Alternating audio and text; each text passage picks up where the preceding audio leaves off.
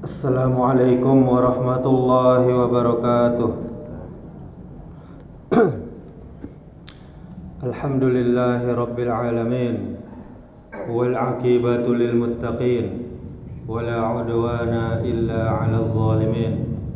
Asyhadu an la ilaha illallah wahdahu la syarikalah, wa asyhadu anna Muhammadan abduhu wa rasuluh. Amma ba'du. Kaum muslimin, kaum muslimat, jamaah salat zuhur yang dirahmati Allah Subhanahu wa taala. Kita bersyukur kepada Allah Subhanahu wa taala.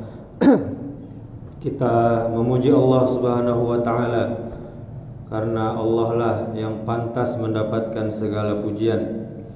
Dan karena Allah selalu melimpahkan begitu banyak nikmat-Nya untuk kita. Nikmat sehat, nikmat iman, nikmat Islam.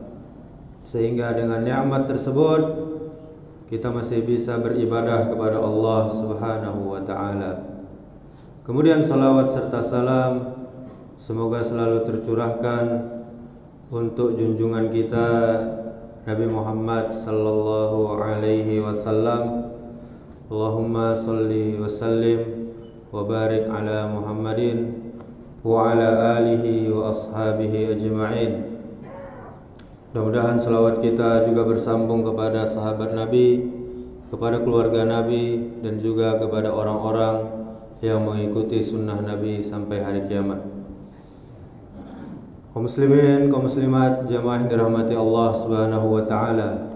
Syekh Muhammad bin Shalih Al-Utsaimin rahimahullah pernah berkata, sakit apapun bacakanlah kepadanya surah Al-Fatihah. Hal itu karena sesungguhnya Nabi sallallahu alaihi wasallam bersabda kepada salah seorang sahabat beliau yang meruqyah seseorang yang sedang sakit karena disengat hewan berbisa dengan dibacakan kepadanya surah Al-Fatihah. Dari mana kamu dapati atau kamu tahu bahwa surat Al-Fatihah adalah ayat ruqyah? Maka beliau Syekh tadi memutlakkan surah Al-Fatihah itu sebagai bacaan ruqyah, sehingga setiap penyakit hendaknya dibacakan kepadanya surah Al-Fatihah. Tetapi hendaknya dibaca dengan dalam hati keyakinan yang kuat. Maka kita akan dapati dampaknya, yakni efek baiknya yang berupa kesembuhan. Tentunya dengan izin Allah Subhanahu wa taala. Di dalam kitab Syarah Bulughul Maram juz 2 halaman 52 karya Syekh Muhammad bin Shalih Al-Utsaimin. Ada beberapa catatan tentang hal ini. Yang pertama, inilah yang diajarkan Nabi kita Muhammad sallallahu alaihi wasallam. Jika kita ingin mendoakan kesembuhan kepada orang yang sedang sakit, baik kita sendiri yang sakit ataupun orang lain, sakit apapun, apabila dibacakan surat Al-Fatihah diiringi dengan keyakinan yang kuat akan keutamaannya, maka hal itu akan bisa menyembuhkan penyakit tersebut dengan izin Allah Subhanahu wa taala. Kemudian catatan yang kedua, dalil yang menunjukkan hal ini adalah sebuah hadis dari Abu Sa'id Al-Khudri radhiyallahu anhu. Beliau berkata bahwa ada sekelompok sahabat Rasulullah sallallahu alaihi wasallam. Dahulu dia berada dalam suatu perjalanan jauh, lalu melewati suatu perkampungan Arab. Saat itu mereka meminta untuk dijamu, untuk dilayani. Namun penduduk kampung tersebut enggan untuk menjamu. Penduduk kampung tersebut lantas berkata kepada para sahabat yang singgah tadi, apakah di antara kalian ada yang bisa meruqyah, melakukan pengobatan dengan membaca ayat-ayat Al-Quran? Karena pemimpin kampung ini tersengat binatang atau gara-gara binatang dia terkena demam. Di antara para sahabat lantas berkata, "Iya, ada yang bisa meruqyah." Lalu salah seorang sahabat pun mendatangi pemimpin kampung tersebut dan dia meruqyahnya dengan membaca surah Al-Fatihah. Akhirnya pemimpin kampung tersebut sembuh dengan izin Allah Subhanahu wa taala. Lalu yang membacakan ruqyah tadi diberikan seekor potongan daging kambing.